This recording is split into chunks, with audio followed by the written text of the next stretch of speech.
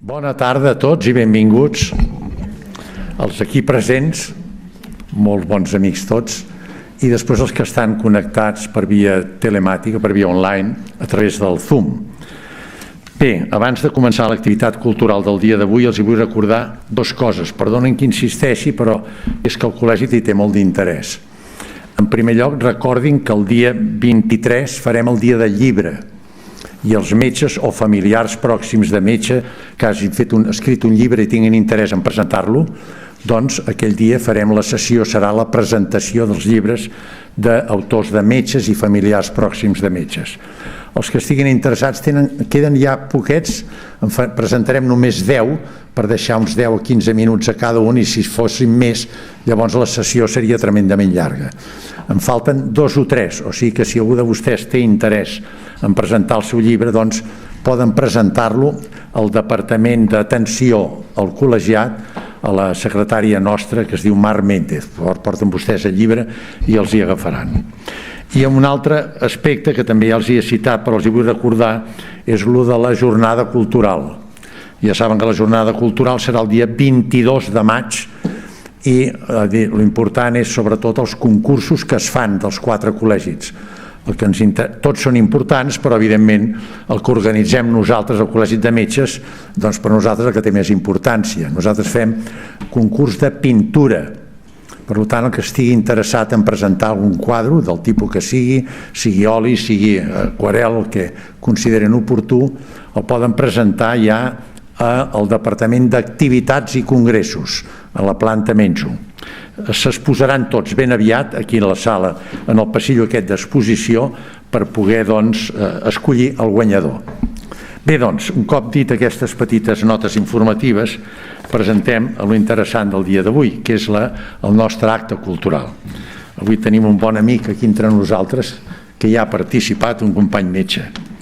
És el doctor Josep Mateu. Ell és natural de Barcelona, és llicenciat en Medicina i Biologia Essencial, té un màster en Biogenètica per la Universitat d'Uppsala de Suècia, és doctor en Biologia Genètica per la Universitat de Barcelona, ha treballat és Product Manager en el Departament de Màrqueting Científic de Ciba-Geigy, ha investigat en productes oftalmològics Novartis i director de Recursos Humans i Científics de l'Institut Oftalmològic de Barcelona. És també membre de la Real Acadèmia de Nobles i Belles Arts de Sant Lluís i també membre de l'Acadèmia d'Història de la Tuna Hispano-Portuguesa i Latinoamèrica. No obstant, a part de la medicina, com gran professional de la medicina, ell sempre ha sigut un home amb gran vocació, els hi puc dir per experiència, amb gran vocació. Les seves activitats a dins del humanisme i de la història, ell té llibres publicats com Anatomia, Fisiologia i Patologia Humana, un llibre sobre l'antropologia de les costums de les tradicions escolars, i també té articles importants sobre tradicions i costums dels estudiants durant els segles dels segles VIII al XX. També té treballs sobre les mujeres i la música en l'edat mèdia, i també Nacimiento de la òpera i Cantos profundos sobre la història que hi ha darrere de Carmina Burana. Amic i company Josep Mateu, moltes gràcies en nom del col·legi i en nom personal meu i de tots els aquí presents, i estic segur que ens complauràs amb una gran i docta conferència. Tens la paraula. Estic encantat d'estar aquí amb vosaltres.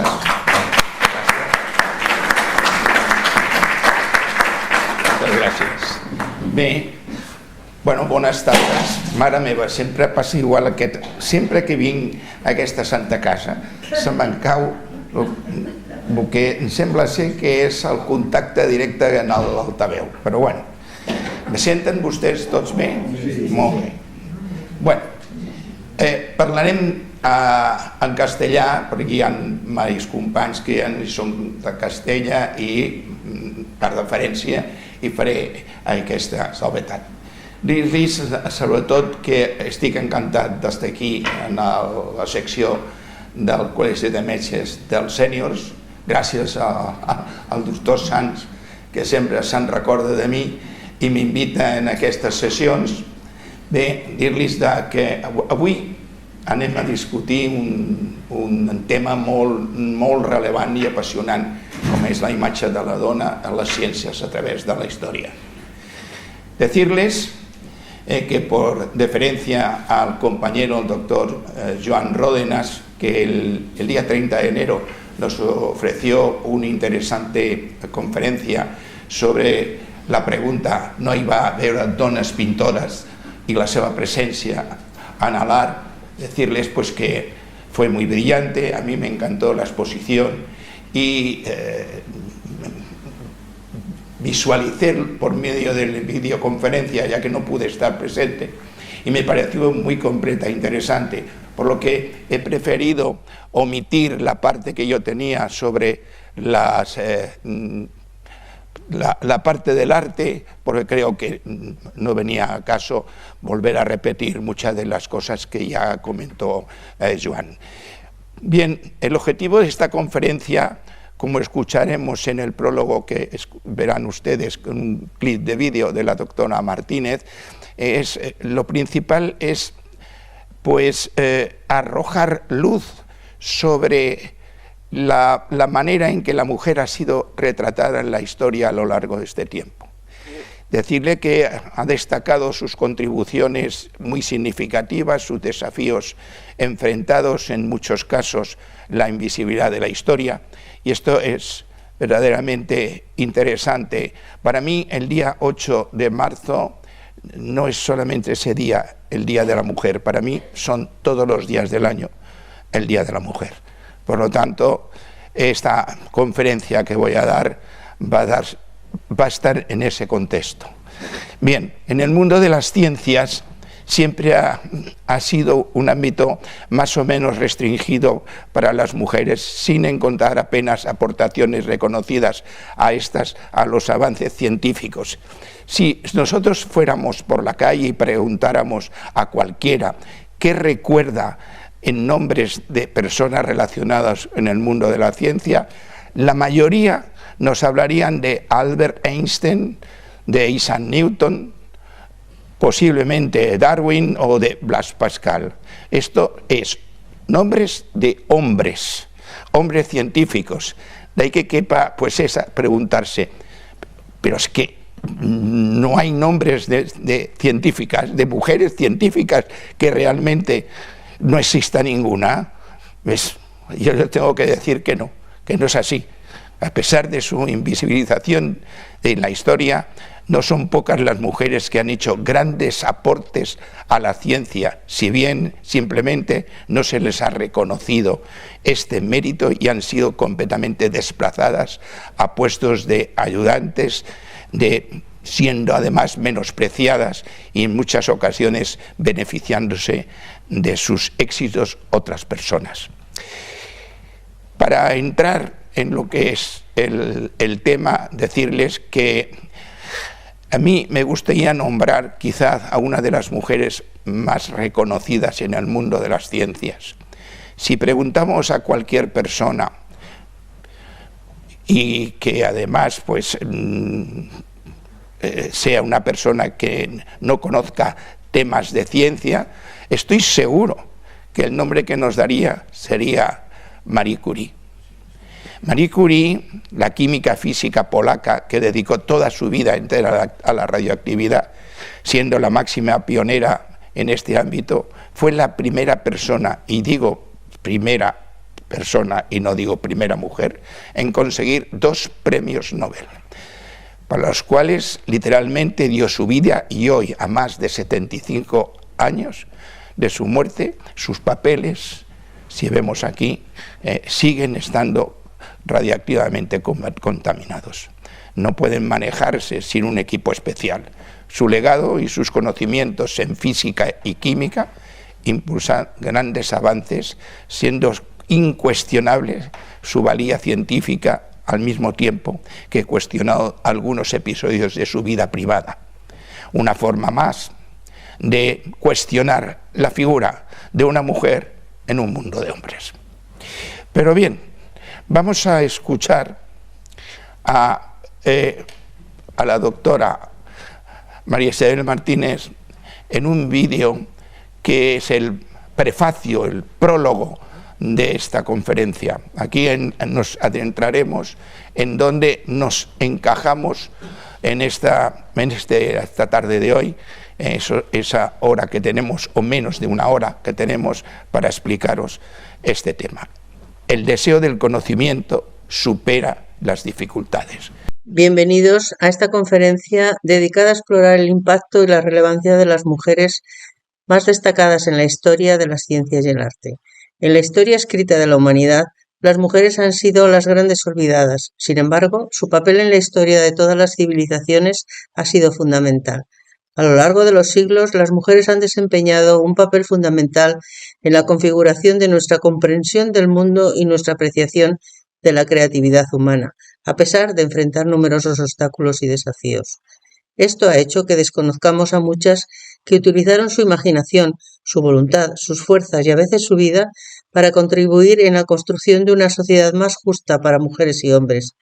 Muchas mujeres, sobre todo las que osaron salirse de la norma, tuvieron que luchar contra la incomprensión de la sociedad de su tiempo o simplemente contra una absurda discriminación basada en el sexo, la clase social o la identidad étnica. Algunas, como Marie Curie, con sus 2 premios Nobel, han pasado a la posteridad, pero muchas otras han caído en el olvido, convirtiéndose en las grandes olvidadas de nuestra historia. Desde la prehistoria, las mujeres, como los varones, han asumido un papel cultural particular. En sociedades de caza y recolección, las mujeres eran las que recogían los productos vegetales, mientras que los varones suministraban la carne mediante la caza, lo que hace que la mayor parte de los antropólogos crean que fueron las mujeres quienes condujeron las sociedades antiguas hacia el neolítico y se convirtieron en las primeras agricultoras. Nuestras primeras antepasadas aprendieron a preparar barro y hornear cerámica. Trabajaron los esmaltes y mezclaron cosméticos, origen de la ciencia química. Al encargarse de la agricultura y la recolección, también descubrieron las propiedades medicinales de las plantas y aprendieron a secar, almacenar y mezclar las sustancias vegetales. En el antiguo Egipto, las mujeres tuvieron gran libertad de movimientos, podían ejercer multitud de oficios, andar libremente por las calles, comprar y vender, recibir herencias y tener acceso a la educación, aunque las campesinas desarrollaban un trabajo extremadamente duro. En Mesopotamia, las mujeres no estaban sometidas a los hombres, sino que gozaban de un cierto estatus de igualdad. En el famoso Código de las Leyes de Hammurabi, las mujeres disfrutaban de importantes derechos, como poder comprar y vender, tener representación jurídica o testificar libremente. Muchas mujeres actuaron como escribas en el palacio del rey, y las reinas eran respetadas como tales, llegando incluso a ejercer la regencia de sus hijos menores de edad. Formaban los documentos y vivían en un palacio con esclavos y siervos. Podían asimismo ejercer diversos empleos y participar en la vida pública de las ciudades. En la actualidad, las mujeres representan el 49,5% de la población mundial. Este es un porcentaje que, con ciertas variaciones lógicas, se ha mantenido más o menos constante a lo largo de los siglos. Sin embargo, si uno revisa un libro cualquiera de historia general, verá que las menciones que se hacen a mujeres son considerablemente más escasas que las que se hacen a hombres. Esto se debe a que, en términos generales en la historia, las mujeres se han visto relegadas a un papel secundario tanto en las libertades sociales y políticas como en la narrativa utilizada para exponer estos hechos. Por suerte, el estudio del pasado está cambiando su enfoque y poco a poco estamos rescatando a esta mitad de la población olvidada por los historiadores tradicionales. La historia de género se ha abierto paso para contar los hechos que han afectado a las mujeres desde una perspectiva de género en contraposición al machismo que ha imperado siempre en la narración de los acontecimientos históricos. Esta conferencia nos invita a reflexionar sobre el pasado y mirar hacia el futuro con esperanza y determinación. Es mi deseo que al final de este recorrido, todos nosotros, independientemente de nuestro género, nos sintamos inspirados a abrazar nuestras pasiones y sueños, tal como lo hicieron estas mujeres valientes, para contribuir al avance de la humanidad y forjar un mundo más inclusivo y equitativo para las generaciones venideras. Agradezco a todos ustedes por unirse a esta jornada de descubrimiento y reconocimiento. Espero que esta conferencia sea un tributo sincero a las mujeres que con su genio y valentía han enriquecido nuestra historia y nuestro patrimonio cultural. Bien, comencemos este emocionante viaje juntos y celebremos el impacto duradero de las mujeres en las ciencias y el arte. Esta presentación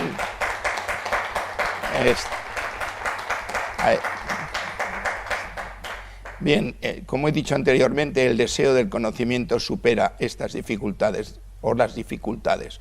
Vamos a empezar y nos adentramos y hacemos un puesta atrás y vemos a María la judía. María la judía o María la hebrea, así como se le conocía, habría vivido una fecha más o menos desconocida entre los siglos I y III de nuestra era. Autora pues, de varios escritos científicos, los cuales se han conservado en su formato original.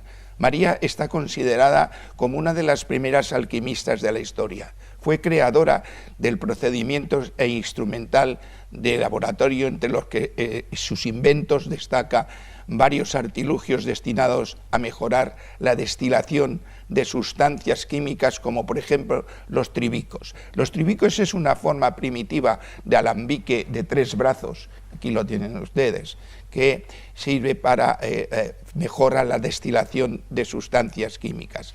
Luego tenemos también el querotaquis. Querotaquis es el más importante de los inventos de María la judía, un aparato de reflujo usado para calentar sustancias utilizando en la alquimia y que recoge además todos los vapores.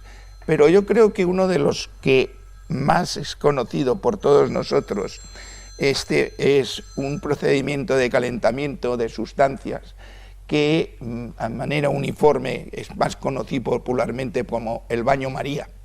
El baño María que hoy en día se está utilizando en los laboratorios químicos y en muchas cocinas. Otra gran mujer que tenemos es Hipatía de Alejandría. Hipatía de Alejandría era una filósofa mártir asesinada por ser cristiana. No sé si ustedes habrán visto hace ya muchos años, en el 2009, un director español, Alejandro Almenábar, estrenó una película que se titulaba Ágora.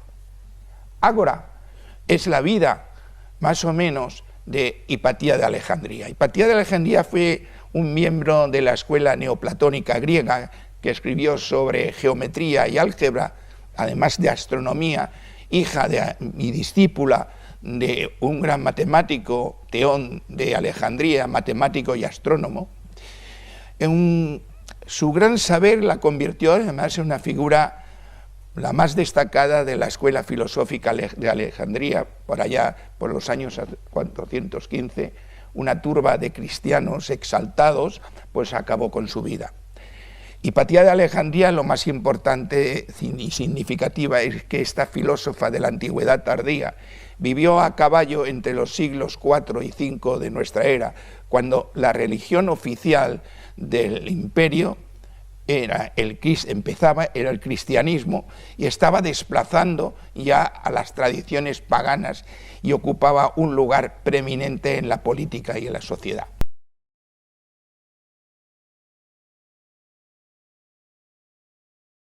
Trota de Salerno. Trota de Salerno, pensar que esta es la primera doctora de la escuela de medicina, de una escuela de medicina que es la escuela médica salernitiana.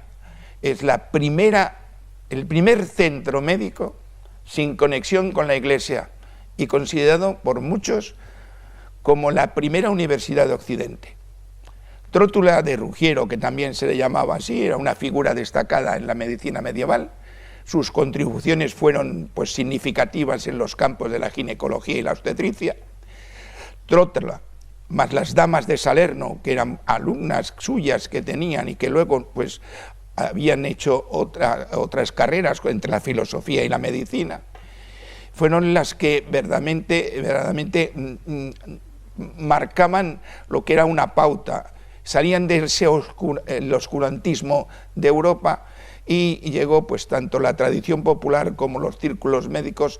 Las damas de Salerno tenían una fama de médicas y estudiosas, y entre ellas pues destacaba Trota. ¿Por qué destacaba Trota? Primero porque era una gran persona dedicada a la ciencia, pero también primero como estudiante y luego como profesor.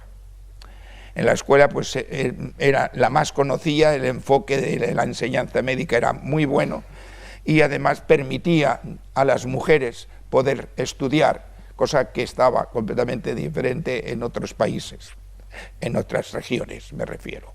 Con el descubrimiento de la imprenta, por Gutenberg, la obra de Trótula ya fue impresa por primera vez en Estrasburgo en el año 1555 y su obra se ha convertido a la mujer de mayor prestigio en la obstetricia y ginecología de la Edad Media.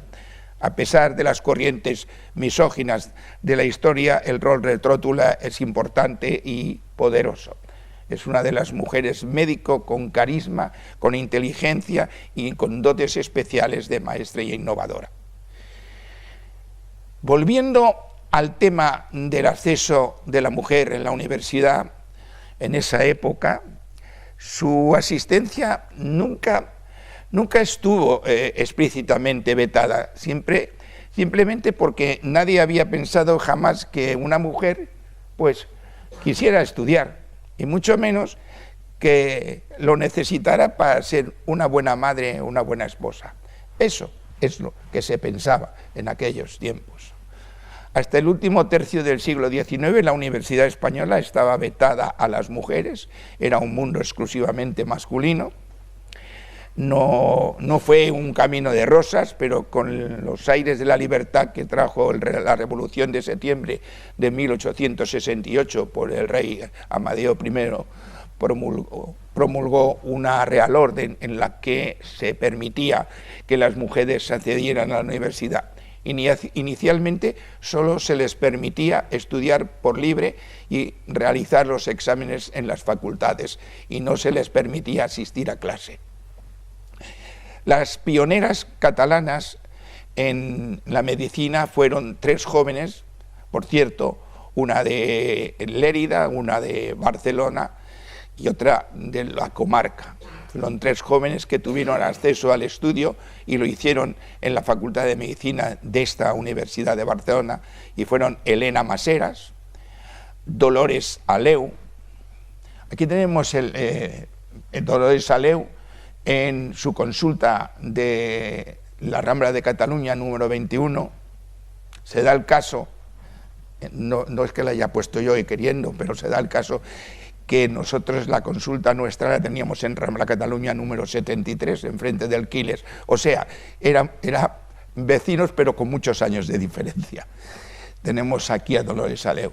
Y tenemos también a otra que esta es Marina Castell Vallespí, que fue la segunda mujer doctora en medicina de España después de Dolores Aleu, que había leído la tesis 3 días antes. La lástima que apenas pudo ejercer la carrera porque ella contrajo matrimonio con el doctor Constantí, médico militar del Instituto Pere Mata de Reus. Murió a los 32 años a consecuencia de unas complicaciones surgidas durante su primer embarazo. Una desgracia. Bien, seguimos y vamos a hablar ahora, vamos a ver lo siguiente. Vamos a hacer visibles a esas mujeres invisibles. Y tenemos la primera, es la marquesa de Châtelet. La marquesa de Châtelet fue una dama francesa que tradujo en los Principios de Newton y divulgó además pues, los conceptos de cálculo diferencial e integral en su libro Las instituciones de la física, una obra de 3 volúmenes publicada en 1740. Con Voltaire, pues, que eran amantes, con quien llegó a convivir, estableció una fuerte relación a raíz del nacimiento de su tercer hijo, y él la incitó a profundizar en lo que son los conocimientos de física y matemáticas, áreas casi exclusivamente masculinas, en las cuales Voltaire pues, la consideraba superior a él. Ambos trabajaron en la misma época en la física newtoniana, y cuando Voltaire publicó Los elementos de la filosofía de Newton en 1738, Emily aparece en la portada pues representando como una musa transmitiendo los divinos pensamientos de Newton. Voltaire señaló en el prólogo la importancia de la contribución de Emily, sobre todo en la parte óptica. Emily estudió también al filósofo, matemático y político alemán Gottfried Leibniz. Siguiendo los consejos de Voltaire, pues empieza a traducir a Isaac Newton en una traducción que sigue vigente en la actualidad, y es una de las matemáticas y se puede decir que ella además tradujo lo que es la filosofía naturis de los principios matemáticos. Bien, seguimos y vamos con otra gran dama, Marie-Anne Pierre Paulet de Lavoisier, que esta química francesa era esposa del científico Antoine Laurent de Lavoisier, considerado el padre de la química. A ella se le considera también la madre de la química, no por ser la esposa del padre de la química, sino por todos los descubrimientos que hizo. Asistió a Lavoisier en el laboratorio durante el día, pues anotando observaciones en el libro de notas y dibujando diagramas de sus diseños experimentales. Luego jugó un papel imprescindible en la trayectoria de su marido. Debido a su dominio del inglés, el latín y el francés, realizó traducciones de varios trabajos, entre ellos el flogisto. Flogisto en griego quiere decir hacer arder, para que su esposo los leyera, y probablemente el más importante de los ensayos fue el del flogisto de Richard Kirwan, en el que además introdujo pues notas puntualizando los errores químicos del trabajo. Seguimos, voy a leer muy rápido, lo digo porque si no, no tendremos tiempo a que puedan ustedes escuchar todo lo que he podido yo captar de esta conferencia. Martha Copton perfeccionó y patentó los aparatos para señalizar los barcos por la noche. Esas señales tricolores, rojo, blanco y verde, esa pirotecnia que se ha utilizado hasta los tiempos modernos y ha sido la base de un sistema de comunicación que ayudó a ahorrar vidas y a ganar batallas. Y ahora vamos a hacer otro ejercicio. Este va a ser un poco más complicado. Científicas de las que probablemente no oyeron ustedes hablar, pero que deberíamos todos conocer. Y aquí tenemos, por ejemplo, a Emily Noether. Emily Noether, la mujer más importante en la historia de las matemáticas, especialmente en la física teórica y en el álgebra abstracta. Nació en un pueblecito muy pequeñito de Baviera, Erlangen, en el año 1882 y falleció en Estados Unidos en 1935 huyendo de los nazis. Fue la mujer cuyo teorema revolucionó la física y a quien Einstein pues la calificó de un absoluto genio matemático. Se le considera la madre de la álgebra moderna, con sus teorías sobre los anillos y cuerpos, pero su aporte a la ciencia no se restringe solamente en las matemáticas, sino que Noether es reconocida por el famoso teorema, el teorema de Noether, que lleva su apellido. Bien, vamos a hablar de Rosalind Franklin. Rosalind Franklin fue una destacada química y además conocida por un papel fundamental. Ella descubrió la estructura del ADN. Su contribución a la ciencia sentó las bases para el avance significativo de lo que es la biología molecular. Franklin realizó investigaciones pioneras en la técnica de difracción de los rayos X, logrando imágenes detalladas de las moléculas. Su famosa fotografía de difracción de los rayos X, conocida la fotografía 51, que ahora veremos, pues proporcionó valiosa información sobre la estructura y calidad del ADN. Recuerdo a esta persona porque fue uno de los exámenes que tuve yo en Karolinska, Suecia, para lo de la cromosomática y biogenética. Me cae muy bien. Pobre mujer, murió a los 35 años de un cáncer de útero.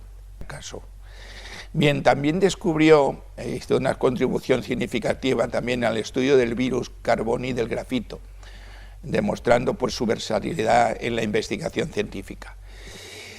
Otra gran bióloga y además de bióloga era una gran botánica, Margaret McClinton. Es la que descubrió los genes saltarines. Ahora les explico los genes saltarines. Estaba doctora en botánica, era una genetista avanzada. Su apasionamiento por descubrir qué pasaba dentro de los orgánulos que llevaba el material genético de las células del maíz, pues era incansable. Durante las décadas del 40-50, Bárbara puso blanco sobre negro y ahí dentro, en el profundo núcleo de fue la jugada, consistía en qué elementos genéticos a veces pueden cambiar de posición en un cromosoma, hacer que los genes cercanos pues se vuelvan recesivos y en consecuencia se manifiesten en otra forma. Decirles que si un alelo que es dominante significa que prevalece sobre el otro alelo y lo modifica, pues el maíz tenía una rara mezcla de información genética, pues repetían una y se olvidaban la otra. Bien, esperados en las leyes genéticas. Es lo que hemos visto antes, el maíz con esos puntitos diferentes, esto es lo que hace. Vamos por otra gran... esta tuvo mucho que... Resultó que Lynn Meitner, descubridora de la fisión nuclear, esta física nuclear austriaca, descubrió la reacción de la fisión nuclear en la que se basó la bomba atómica y las centrales de energía nuclear. Era una persona muy pequeñita, muy menuda, pero con una inteligencia bárbara. Estuvo a punto de ser asesinada por los nazis por su origen judío. Se trasladó a los Estados Unidos y allí se opuso, pero radicalmente, a participar en el proyecto Manhattan, o sea, en la construcción de la bomba atómica. El descubrimiento de la fisión le valió el Nobel de Química, pero no se lo dieron a ella, se lo dieron a su colaborador Otto Hahn. Y como esta, hay muchas más. Katherine Johnson, matemática y una de las piezas claves del vuelo del Apolo 11. Esta estadounidense sufrió durante toda su vida una doble discriminación, por ser mujer y de color, y luego ese talento suyo que le llevó a trabajar durante la Segunda Guerra Mundial para el ejército norteamericano mejorando el diseño de los aviones. Después desarrolló una labor en la NASA y gracias a ella y sus cálculos, sobre todo de medición, pudo fijar la trayectoria del vuelo del Apolo 11. Pero no sé si se acordarán ustedes que en el Apolo 13, el Apolo 14, tuvo que dar marcha atrás a medio camino porque hubo un fallo que podían peligrar los astronautas, por lo tanto tuvo que volver. En esa vuelta se tenía que volver a rehacer el lugar de entrada. Ella lo descubrió. Ahora les enseño, esto que ven ustedes aquí es una imagen de zarzaparrilla, un objeto de estudio que la doctora Ellen Rosalind James le ayudó muchísimo. Aunque la zarzaparrilla es un refresco poco conocido en los países europeos, en Estados Unidos se consume con mucha asiduidad. Es una bebida que consiste en una cerveza de raíz, la cual tiene su versión alcohólica también. Durante los años 40 llegó a manos de Ellen Rosalind James, que estaba de química en el Departamento de Agricultura de los Estados Unidos. Una zarzaparrilla, una partida que tenía pues una viscosidad debido a que las bacterias que la habían contaminado, ¿no? Y estaba pues produciendo destrano. Destrano es un compuesto muy parecido a la baba, que se investiga por su posible uso como expansor del plasma sanguíneo, algo crucial para salvar de la muerte a muchos pacientes pues, que habían perdido grandes cantidades de sangre. Por fortuna o por desgracia, el año 1950, Estados Unidos, como es normal, se mete de lleno en una conocida guerra, la de Corea. ¿Qué pasa? Pues que aumenta el número de soldados del país que morían desangrados. De esta forma, la destrina de Rosalind James se convirtió en el sustituto perfecto del plasma, que era mucho más caro y que además era menos eficaz. Además, la destrina no le hacía falta mantenerse refrigerada, por lo que este descubrimiento ayudó a ese número, esos grandes soldados norteamericanos, pues que lucharon en la guerra de Corea, que pudieran sobrevivir. Aparte de esto, descubrió también un hallazgo, algo más interesante, impulsamente más importante, la goma xantana. La goma xantana es un aditivo alimentario que se utiliza actualmente para dar consistencia a las salsas. Eso, y en otros preparados también procesados. Descubrió muchas más cosas. Vamos, aquí la tenemos con el presidente Kennedy, el año 62. A los 2 semanas después lo mataron en Dallas. Bien, seguimos y nos encontramos con Gertrude. Gertrude B. Elliot fue una bioquímica farmacóloga estadounidense que ganó el Premio Nobel de Medicina en 1988. Esta química estadounidense, Gertrude, es reconocida por su descubrimiento por el purinetol. Es la primera droga fundamental en el tratamiento de la leucemia. Elliot decidió dedicarse a la medicina cuando su abuelo, que falleció de cáncer, ella tenía 15 años, pues con ese firme propósito de buscar una cura para la enfermedad, durante toda su vida consiguió desarrollar 45 tratamientos de ayuda al sistema inmunológico, a combatir el cáncer, un logro colosal que le valió Premio Nobel de Medicina. También descubrió, y en el desarrollo, la AZT, que para el tratamiento del SIDA, el Imbural, que es un medicamento que facilita los trasplantes de riñón y que ayuda al cuerpo a aceptar los órganos de trasplante, cosa muy interesante para los cirujanos que hacen trasplantes. Esto el doctor Sanz sabrá mucho de estas cosas. Bien, seguimos con otra gran mujer. Y aquí tenemos a Dorothy Hawkins. Ganó Premio Nobel de Química en 1964. Fue una mujer que se dedicó toda su vida a la investigación científica, con la singularidad que le gustaban los temas difíciles, que además sus colegas creían inaccesibles.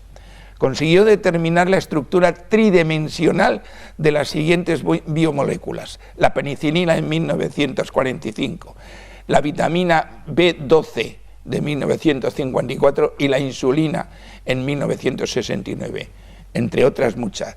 Es la primera mujer de su país en ganar un Nobel, era inglesa esta señora, y logró por sus pioneras técnicas para visualizar biomoléculas usando los rayos X. Gracias a ella por fin supimos cómo era la estructura, las 3 dimensiones de la penicilina, el primer antibiótico, lo que le permitió fabricar nuevos y más eficientes derivados del fármaco.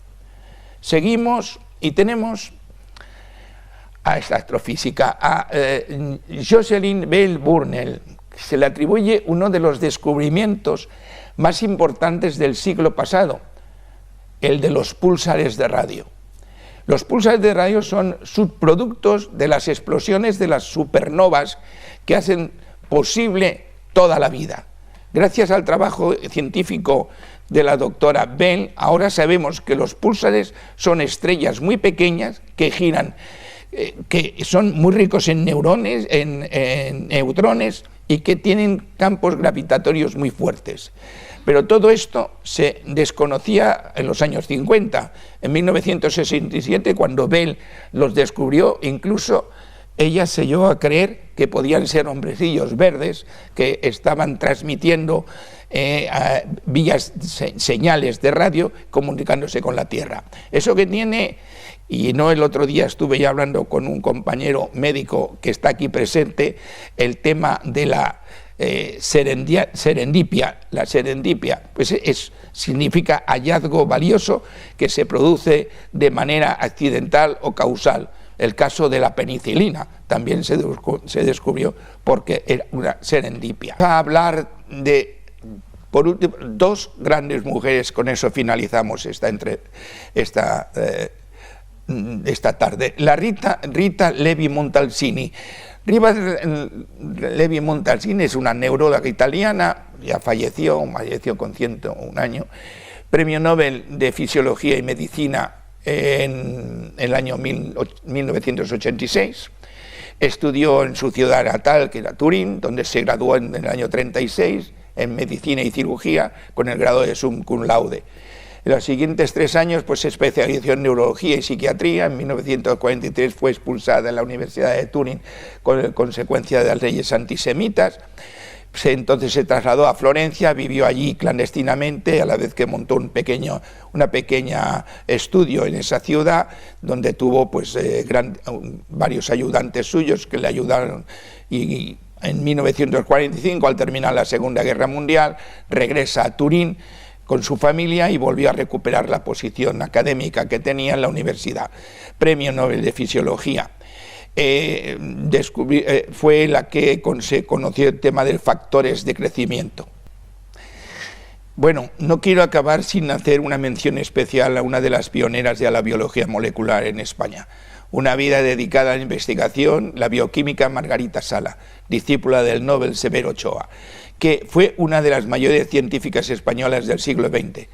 Fue una investigadora del Consejo Superior de Investigaciones Científicas.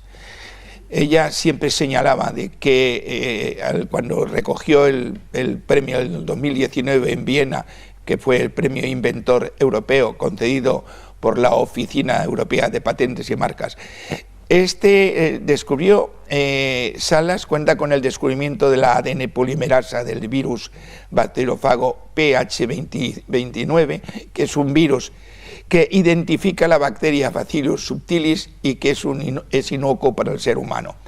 La ventaja que tiene este virus es que es muy pequeño, con una cadena de ADN muy corta, tan solo son 20 genes, por eso ha sido un excelente modelo para estudiar cómo los fagos infectan una bacteria y se reproducen en su interior. Es una aplicación crucial para la biotecnología, permite aplicar al ADN de manera sencilla, rápida y fiable, porque ellos es una causa, se ven problemas médicos como forenses, oncológicos y arqueológicos. Arqueológicos me refiero a encontrar sobre todo en los movimientos que se han hecho en Egipto con las momias. Bien, decirle también pues, que Margarita en los últimos días habló también de la investigación y dijo que un país sin investigación es un país sin desarrollo.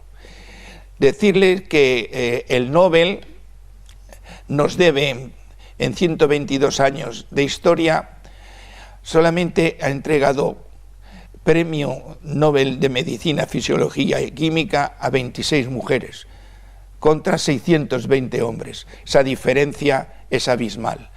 Y quiero decir al final, pues que a lo largo de esta conferencia, pues también hemos abordado la persistente problemática de la invisibilidad de la mujer en ambos campos y hemos reconocido que las barreras históricas y culturales que han contribuido a esa invisibilidad y las consecuencias que esto tiene para la igualdad de género y el progreso de la sociedad. Sin embargo, hemos aprendido que a pesar de estas dificultades, las mujeres continúan desafiando estereotipos, rompiendo barreras y dejando una huella imborrable en la historia.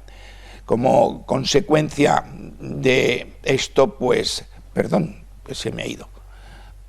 Como consecuencia debemos comprender y promover la igualdad del género en todos los ámbitos y garantizar que las voces de los talentos de todas las personas sean valorados y reconocidos. Al celebrar el legado de las mujeres en la ciencia y en el arte, reafirmamos nuestro compromiso de crear un mundo en que todas las personas tengan igualdad de oportunidades para prosperar y contribuir al conocimiento y a la creatividad humanos. Recordemos siempre que cada avance científico, cada obra de arte, cada logro humano es el resultado de la colaboración y la diversidad del pensamiento. Al celebrar y honrar a las mujeres que han dejado su huella en la historia, estamos celebrando la riqueza de la expresión humana y nos inspiramos en seguir avanzando juntos hacia un futuro más igualitario y creativo y prometedor. Gracias por unirse a nosotros en esta conferencia dedicada a celebrar el legado de las mujeres en las ciencias y en el arte. Que estas historias y logros continúen inspirando a las generaciones venideras a alcanzar nuevas alturas y a escribir sus propios capítulos en la historia de la humanidad. Muchas gracias.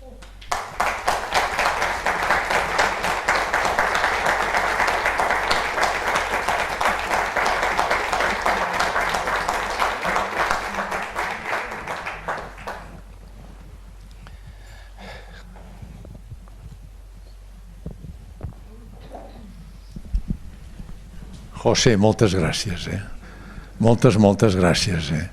A part del contingut, l'estructuració metodològica del que has dit i el muntatge que has fet, extraordinari. A tu i a la Maribel, felicitats i moltes gràcies. Has tocat temes meravellosos, injustícies molt grans que s'han fet. Sí. Per exemple, l'ADN, l'estructura helicoidal doble és femení i es van emportar el Watson i el Crick, es van emportar el Nobel. El descobriment de Bell de les estrelles de neurons demostra una cosa claríssima, que és la mort tèrmica de l'univers. L'univers es morirà tèrmicament, ho va descobrir ella. És la gegant vermella, la enana blanca, i després això evoluciona cap a una estrella de neutrons o cap a un forat negre. I això és fonamental pel descobriment que va fer. Moltes gràcies. Vull dir, hem après moltíssim, ho hem passat molt bé i estic segur que ara hi haurà una gran participació. Felicitats a tu i a la Maribel. Moltes gràcies. Gràcies.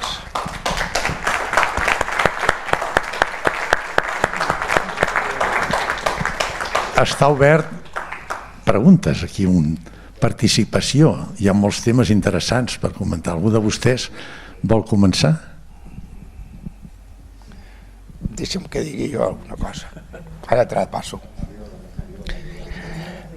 Jo penso... A veure, moltes gràcies, Manel, per el que acabes de dir.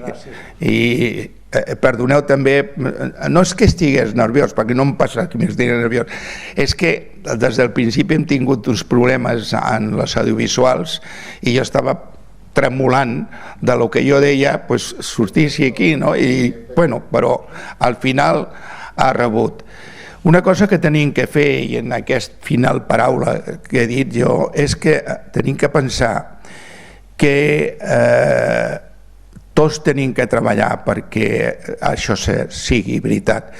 Tenim que començar, i sobretot els pedagogs, que aquí tinc una pedagoga, teniu que començar en el que són les parts de l'estudi del batxillerat, que hi hagi més currículums de dones investigadores, que les noinetes que volen estudiar després no li doni por les ciències.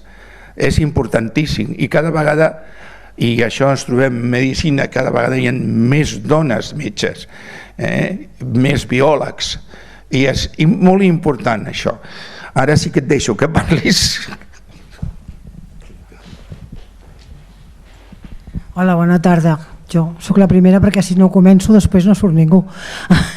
Felicitar al doctor Mateu i a la seva esposa Maribel Martínez perquè ha sigut una de les millors conferències dels últims 25 anys. Molt interessant i molt bé. Jo penso que s'hauria de, en aquesta conferència i aquestes diapositives, s'hauria de fer una difusió als instituts, perquè hi ha un moment en què totes aquestes coses, sense tant art, havíem ja, quan jo estava exercint, fèiem una recerca de dones importants que no té res a veure ni arribava a la meitat de lo meravellós que és això, no? Però si no tens un coneixement no et motives, i l'adolescència dels 14 als 16-17 anys, la gran majoria de gent jove, ara a la que parlo, m'estranya molt que diuen no sé què vull fer, no ho sé, no tenen... I llavors potser és també que falten informació, que moltes d'aquestes científiques van ser pioneres en el seu moment, però que ara hi ha molta gent jove també que està molt preparada i crec que seria important que aquesta conferència no quedés solament aquí, sinó que es fos extensiva a instituts, a universitats i a altres centres per donar-la a conèixer. Res més, gràcies. En aquest sentit els vull dir que al Col·legi de Metges tenim el permís, ja que la conferència és propietat intel·lectual dels conferenciants del José i la Maribel i José, nosaltres és en donar permís, s'ha gravat tota la conferència i nosaltres tenim un YouTube a la web del Col·legi de Metges i d'aquí 6-7 dies estarà penjada. Qualsevol persona que li interessi, jo els dono el link que és molt fàcil, com.cat, COMB, que és Col·legi Oficial de Metges de Barcelona.cat, de Catalunya, doncs picant aquí obriran la web del Col·legi de Metges i a la part de dalt hi ha una sèrie de logos petitets i els van marcant i n'hi ha un que posa YouTube. Allí piquen i trobaran totes les conferències de l'activitat cultural. Estarà penjada perquè hem donat permís.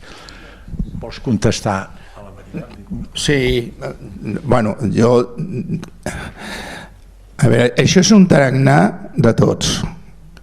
No és... A veure, jo et puc dir que el que he dit aquí és una petita cosa de tot el que hi ha.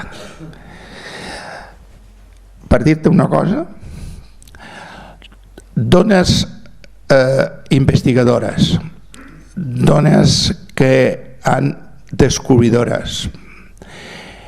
En total, jo vaig trobar fent això, si no m'equivoco bé, en total van ser 86.000 dones que estan marcades a categoria grau, de grau, o sigui, no qualsevol. I després estan noietes que han estudiat i que han preparat i que han tingut aquesta intel·ligència de fer les coses, que han descobert coses, no?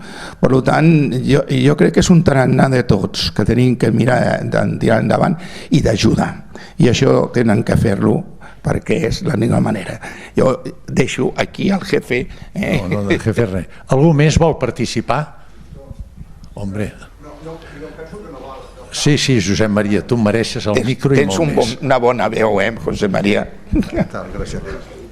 Estupendo, escolta, és magnífic, i jo a mesura que anava veient la conferència anava donant compte que el que estàvem fent també era un reconeixement a les dones, perquè estaven, diguem, completament separades d'un procés que sempre estava en mans dels homes. Això, jo no sé què dirien les feministes d'avui, sobretot aquest nou feminisme que les feministes d'abans tampoc hi estan d'acord. Però la meva pregunta va una mica més amb el sentit de que avui suposo que no hi ha cap tipus de diferències, es reconeix completament qualsevol actitud professional que hi hagi per part d'una senyora que triomfa, i aquests tipus de llistats que fins ara ens hem vist obligats de dir aquests són senyores, mira quina sort, i escolta, les hem d'elevar i tal, avui jo almenys no he vist mai més que gràcies a Déu s'hagi fet una separació entre això és una senyora i mira quina sort i aquest és un senyor i mira quina sort. Al contrari, més aviat hi ha una certa...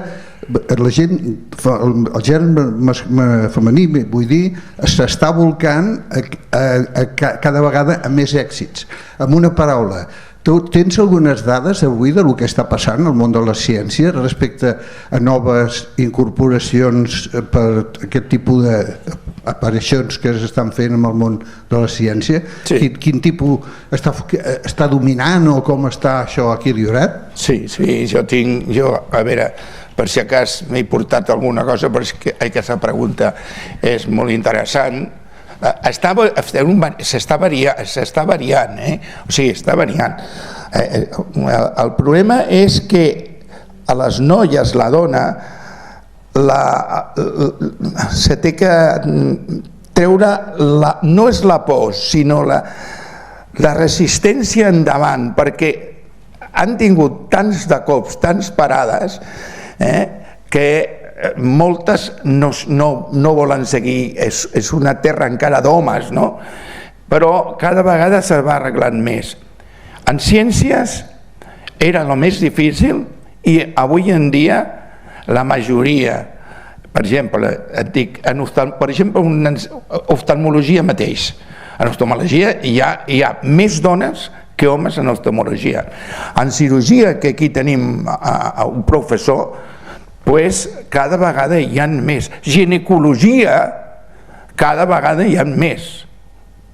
I això s'està veient. Biòlogues moltíssimes. L'única cosa és que són els temes d'estudis que es permetin fer, o sigui, donar pas a que en tot el que són els batxillers o la segona ensenyança, al principi, donar-los que puguin participar, que s'hi posin aquestes. I molts currículums d'aquestes dones que jo he parlat, que són molt interessants, se posin en aquestes... I això cada vegada és més. Però encara hi ha dificultat. I perdoneu que digui una cosa sobre el tema feminisme. El ser feminista, per parlar del feminisme com s'està parlant algunes vegades, el feminisme és per ser d'aquelles persones, aquelles dones que estan oprimides, com en l'Àfrica i com en tots els puestos, allò que és per ser feminista, perquè actualment el feminisme aquí en els països ja desenvolupats com són els nostres no és tant, ha reduït bastant. Alemanya, Holanda, Suècia, no hi ha tantes dificultats, cada vegada és més. Hi ha més treball, dones surten en els grans coeficients, per tant no hi ha tant problema, s'està escurçant. Jo en aquest sentit, Josep Maria, tinc que dir el següent. Hem vist el 1878 en una orla que hi havia una sola dona. Avui al Col·legi de Metges el 56% dels col·legiats són dones i el 44% són homes. Està calculat que d'aquí 10 anys el 80% dels col·legiats del Col·legi de Metges seran femenins. Jo, en aquests moments, a la classe quart de Medicina, a Patologia Quirúrgica, el 80% dels alumnes són del sexe femení i en Odontologia el 90%. És a dir, que hi ha un moviment extraordinari en aquest sentit. I des del punt de vista neurofisiològic som exactament iguals, no hi ha cap diferència, tant amb neurotransmissors com hormones. El que canvia és el tipus de neurotransmissor que alliberem i hormonal, però vull dir, no hi ha cap diferència ni anatòmica ni fisiològica, vull dir, té la mateixa capacitat una dona que un home, que una dona, i en alguns aspectes la dona més, o sigui que no té que haver cap diferència. Personalment, jo dic que té més capacitat la dona, per experiència. Sí, a vegades en cirurgia de l'ull la dona és molt bona cirurgiana. Això de les petites instrumental quirúrgic que té a l'ull... I amb cirurgia laparoscòpica encara més. També. Algú més vol fer un comentari? Volia dir que amb aquest panorama que vostè ha plantejat, que han plantejat, és possible que d'aquí 50 anys veiem un programa al revés. Mira, hem trobat un És possible. Escolta, jo aplaudiria, perquè és senyal que s'ha fet això, s'ha buscat. És possible que ens trobem en aquesta situació. Bé, doncs, si no hi ha més comentaris, un cop més, Josep Maria, Maribel, Josep Maria, moltes gràcies. Ha estat interessantíssim, tant el contingut, la metodologia i com ho hem muntat des del punt de vista artístic. Ja sé que sou grans humanistes en aquest aspecte. En nom del col·legi, en nom de tots els aquí presents, personal i els que per via Zoom també t'estan escoltant i veient, moltes gràcies. Jo me n'alegro. Moltes gràcies.